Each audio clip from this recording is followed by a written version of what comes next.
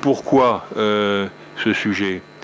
Lors du conseil d'administration de notre conseil à Beyrouth, il y a 3 ans maintenant, j'avais souhaité que le conseil, au début, le Conseil mondial de l'eau, travaille sur cette question des ressources en eau non conventionnelles et parallèlement sur les énergies renouvelables. Pour quelle raison? Évidemment parce que c'est un sujet émergent, c'est un sujet montant, c'est un sujet qu'il est indispensable de traiter car nous devons avoir la maîtrise à la fois de ces ressources en eau et à la fois de la capacité à utiliser des énergies renouvelables. Quel est le problème? On a beaucoup de pays, depuis l'Espagne jusqu'à la Turquie, dans le nord et dans le sud de la Méditerranée, et chaque pays est en train de chercher de sa façon comment mobiliser ces ressources non conventionnelles. We are very pleased at the Union for the Mediterranean to be in a position to help our partners, IME and World Water Council, to bring this gathering to discuss something very important in the Mediterranean region as well as at the global scale. But it's really something now, it's not about the prediction. What's happening in the Mediterranean now is evidence that all scientific based approach reports that had been alerting us that we have to tackle a different approach in the Mediterranean, now they are evident. We were coming to the Union for the Mediterranean before 5 years, and things were on the reports from the World Bank, from MEDIC, from other, that they are saying that we need, as an example, by 2050, 50% more water than what we have now. We need almost 60% more food than what we have now, and almost 80% more energy than what we consume now. Et puis, comme le Forum mondial de l'eau se passe à Dakar, nous avons aussi décidé d'ajouter certains pays africains, et notamment les pays qui sont contrôlés, gérés par l'Observatoire du Sahara et du Sahel, l'OSS. Il nous a été d'une grande utilité pour ce travail. Alors, que cherchons-nous à travers, avec cet observatoire?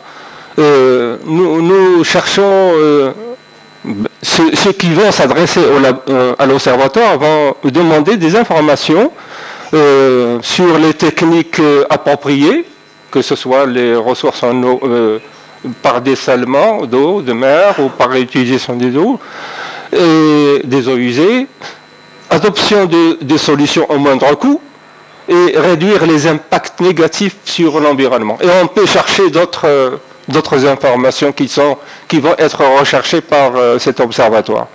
Ce qu'il faut comprendre dans les périmètres de REUT, c'est que nous avons un cumul de problématiques. D'abord, nous devons regarder tout ce qui concerne la gestion du périmètre irrigué en tant que tel, donc tout ce qui est source d'eau. Est-ce que le service de l'eau dans le périmètre irrigué fonctionne ou pas? Est-ce que le traitement de l'eau, voilà, est-ce que toute l'infrastructure et tout le fonctionnement du service est en place? Et ensuite, est-ce que la mise en valeur agricole fonctionne?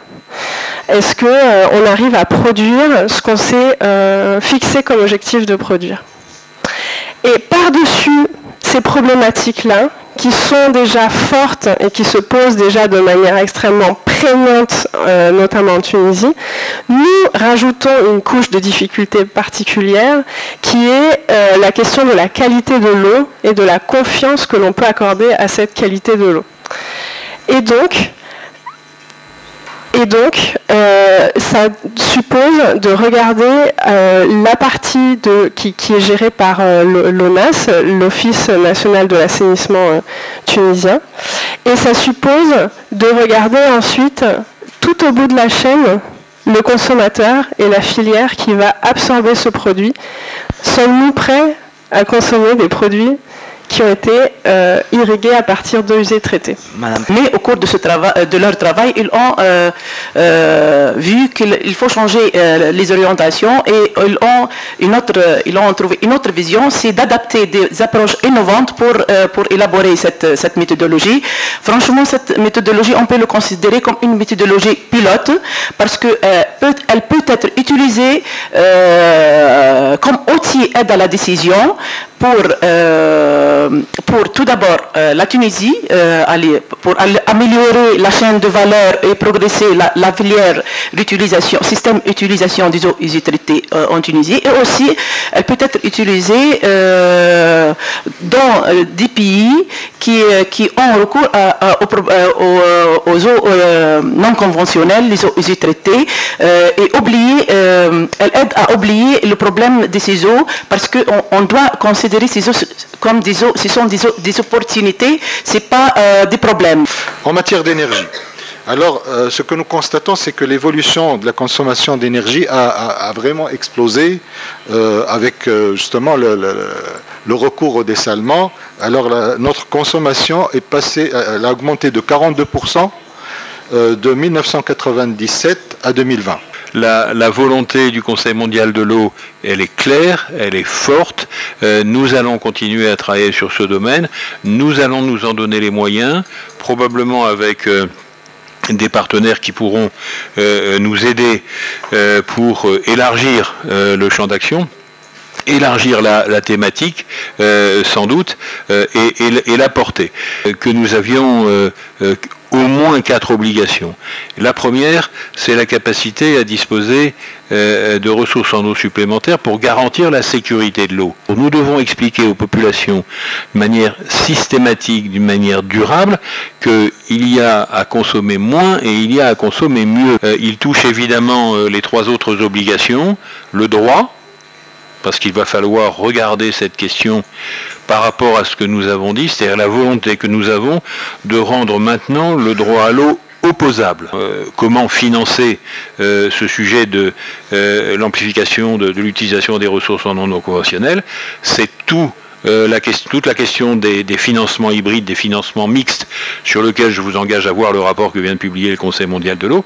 Et puis enfin, on est bien au cœur du sujet, l'hydrodiplomatie, c'est-à-dire la gestion en même temps, non seulement des bassins transfrontaliers, mais à l'intérieur des bassins transfrontaliers, des capacités que nous aurons à développer des ressources en non conventionnelles et évidemment associées, adossées à des énergies renouvelables.